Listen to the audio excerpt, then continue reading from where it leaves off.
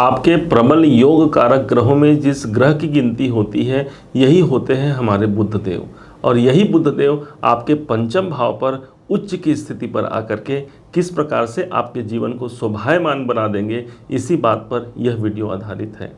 ध्यान दीजिएगा। इसके साथ साथ ही ठीक 1 अक्टूबर को ही शुक्राचार्य जी महाराज जो हैं ये भी आपके चतुर्थ भाव पर इनका गोचर हो जाएगा, जो कि आपके अपने राशि के स्वामी हैं, आपके अपने ही ये ग्रह माने गए हैं। चतुर्थ भाव चूँकि सुखों का होता है, चतुर्थ भाव हमारी कामनाओं का होता है। इन दोनों ग्रहों का मिश्रण रूप से आपको क्या प्रतिफल मिल जाएगा, इसी बात पर यह वीडियो आधारित है।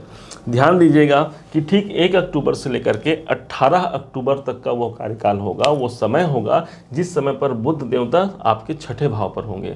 ये आपके योग कारक ग्रह हैं। छठे भाव पर जाएंगे मतलब कि एजुकेशन भाव पर जाएंगे, कोई बुद्धिमत्ता की वृद्धि हो जाएगी। जो लोग विद्यार्थी वर्ग के जो लोग हैं, जो बच्चे हैं, जो विद्यार्थी हैं, जो पढ़ाई करते हैं, उनको यहाँ पर सफलता मिलने के आसार बहुत अच्छी यहाँ पर स्थिति बन सकती है। यदि कोई प्रायोगिक परीक्षाएं यदि आप देते हैं, उस परीक्षा में भी यहाँ पर उत्तीर्ण होने की संभावना है। बुध बुद्धि के कारक माने गए हैं, साथ में व्यापार के कारक माने गए हैं। इस कारण से इस समय पर हमारे माइंड में एक ऐसा कार्य नियोजित हो सकता है जो शायद हमारे कार्य को, हमारे व्यापार को या हमारे जीवन में जो भी हम कार्य करते हैं उसको सफलता की ओर ले जाने के लिए हमें बाधित कर सकता है, अग्रसित कर सकता है। इस बुध के पास एक स्थान है जो कि आपके धन भाव के स्वामी ये बनते हैं।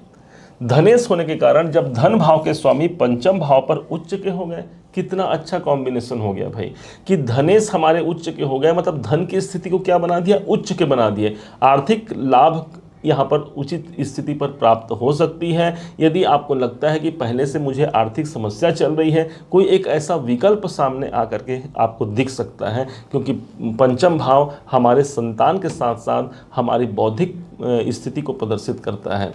जब दूसरे भाव का संबंध हो जाता है हमारे पंचम भाव से, पंचम भाव हमारे शेयर मार्केट को भी प्रदर्शित करता है, तो जो लोग उससे जुड़ करके कार्य करते हैं उन्हें भी यहाँ पर लाभ की स्थिति।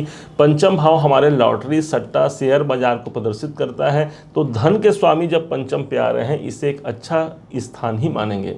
विशेष बात तो ये हो गई भाई कि वृषभ राशि के अनुसार ये आपके प्रबल योग कारक ग्रहों में आते हैं, इसलिए इनकी अच्छी स्थिति पर आना, कहीं ना कहीं उच्च स्थिति पर आना आपके जीवन को भी उच्चता की ओर ले जा सकता है, आप ये जानिए। अब समझते हैं दूसरे ग्रह को जो है शुक्राचार्य जी। ये शुक्रदेव साक्षात आपके अपने राशि के स्वामी, आपके अपने लग्न के ही अधिपति हो जाते हैं।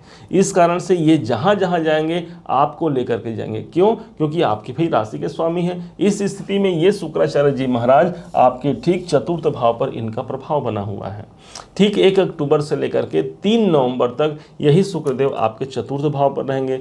चतुर्थ भाव हमारे सुखों का होता है, चतुर्थ भाव हमारे प्रॉपर्टी का होता है। उससे जुड़ा हुआ यदि आप कोई कार्य नियोजित करना चाहते हैं, आगे बढ़ाना चाहते हैं, एक सुंदर आप एक अच्छा योग मान सकते हैं। दूसरी ओर ये चतुर्थ भाव हमारा घर होता है, घर बनाने के दृष्टिकोण से अनुकूल हो गया। इस समय पर घर में कोई एक नया वातावरण माहौल आप देखने को मिल सकता है। यदि आप कोई भौतिक सुख संसाधन जो होते हैं हमारे जीवन में, चाहे वो वाहन हो या घर में कुछ सजावट की सामग्रियां हो, ये सब कुछ इस समय पर घर में आने की संभावना बढ़ेगी, क्योंकि आपके शुक्र ही चतुर्थ भाव पर आ रहे हैं। शुक्र जहां पर होते हैं उस भाव को सुंदर बनाते हैं। इस कारण से परिवार और घर में भी यहाँ पर अच्छा वातावरण देखने को मिल सकता है। एक प्रकार से मनोरंजन की स्थिति भी इसी समय पर आपको देखने को मिलेगी, क्योंकि परिवार भाव पर शुक्र मनोरंजन को भी प्रदर्शित करते हैं। दूसरी ओर ये आपके छठे भाव के मालिक होते हैं, तो छठा भाव हमारे कर्जों को प्रदर्शित करता है। तो यदि आपको भवन निर्माण के लिए या फिर अपने व्यापारिक कारणों से या फिर अपने प्रोफेशन के लिए आपको कोई लोन लेना है, तो लोन की संभावना यहाँ पर बढ़ जाएगी। कभी कभी होता है हमारे जीवन में कि जब हम कोई कर्जा लेना चाहते हैं तब कर्जा नहीं मिलता, और जब नहीं लेना चाहते उस समय पर कर्जे हमें बहुत लंबे अवधि तक हमें परेशान कर जाते हैं। ये स्थान कर्जे की प्राप्ति के लिए अनुकूल माना जाएगा। आप उस पर प्रयास कर सकते हैं, हो सकता है कि कोई अच्छा आपके साथ को जो आप चाहते हैं वो आपको क्रियान्वित होते हुए दिखे। अब विशेष बात तो ये हो जाएगी, ये शुक्रदेव आपके लग्नेश होने के कारण हम कहाँ रहेंगे, हम इस समय पर अधिकतर अपने परिवार में समय दे पाएंगे। देखिएगा आप क्यों? क्योंकि हमारा लग्नेश चतुर्थ में आया है, या परिवार से जो लोग दूर हैं वो इस समय पर अपने परिवार से, चाहे फ़ोन के माध्यम से हो या किसी अन्य माध्यम से हो, अपने परिवार से जुड़ करके इस समय पर ज़्यादा रहेंगे और वहाँ से वो एक सफलता भी प्राप्त कर पाएंगे। क्योंकि ध्यान दीजिएगा, जब जब ग्रहों का गोचर होता है तब तब हमें उसके साथ साथ एक रेमेडी भी मिल जाती है कि भाई मुझे सफलता कैसे मिलेगी। तो लग्नेश चतुर्थ में आया है मतलब अपने परिवार के द्वारा आपको सफलता मिलेगी, अपने कुल परिवार जो आपके अपने लोग हैं उनके द्वारा आपको सफलता मिलने के आसार आपको काफ़ी हद तक दिख सकते हैं। अब इसी बीच एक और विशेष बात होगी कि शनि देवता ठीक आपके दसम भाव पर उपस्थित हैं। आपने देखा होगा कि पिछले 17 जनवरी से यहाँ पर आए हुए हैं आपके ठीक दसम भाव पर, लेकिन अभी क्या होगा, ठीक 1 अक्टूबर से लेकर के 3 नवंबर तक का जो समय होगा, इस समय पर शनि देवता शुक्र को दृष्टि देंगे और शुक्र देवता शनि देव को दृष्टि देंगे।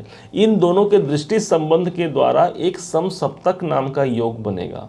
इस योग में माना जाता है ये साल में बहुत कम ही बार ऐसा संयोग बनता है कि शुक्र शनि आपस में आमने सामने हो, लेकिन जब ये योग बनता है तो एक विशेष प्रभाव ये भी होता है कि शुक्र हमारे धन के कारक माने गए हैं और शनि देव हमारे कर्म के कारक माने गए हैं। इस कारण से कर्म और धन ये दोनों का समावेश भी इसी समय पर आपको देखने को मिलेगा। हालांकि इसके विस्तृत विश्लेषण पर हम अभी नहीं जा रहे हैं, वरना ये वीडियो काफ़ी लंबी हो जाएगी। इसके लिए एक अलग से वीडियो लेकर के आएंगे जिसमें हम दिखा पाएंगे कि आपके अपने वृषभ राशि के अनुसार इस समसप्तक योग का क्या प्रभाव आपके जीवन पर निकल करके आएगा, क्योंकि शनि देवता आपके योग कारक ग्रह हैं और ऊपर से शुक्राचार्य जी महाराज भी आपके योग कारक हैं। जब दो ग्रहों का आपस में, वो भी अब हमारे शुभ ग्रहों का प्रभाव आपस में दृष्टि संबंध से युक्त होगा तो कैसे भाग्य की जागृति करा पाएंगे, क्योंकि ये भाग्यज भी हैं, ये सब चीज आप उसमें जान पाएंगे। उम्मीद है अभी आपने इसे समझा है, आपने इसे जाना है। यदि आपने इसे समझा है, जाना है, मेरे समझाने का प्रयास यदि आपको सार्थक लगा हो, मेरे समझाने का तरीका यदि आपको सार्थक लगा हो, तो अपना प्यार भरा लाइक और कमेंट करना कभी मत भूलिएगा। आपके लाइक और कमेंट से बहुत मोटिवेशन मिलता है हमें कि हाँ, हमने अच्छा कार्य किया है और आपने उसे सराहा है। और अभी तक यदि आपने चैनल को सब्सक्राइब नहीं किया है, सब्सक्राइब भी कीजिएगा। पुनः एक बार फिर आप सभी का दिवस बहुत मंगलमय हो, इन्हीं शुभकामनाओं के साथ। जय श्री कृष्ण।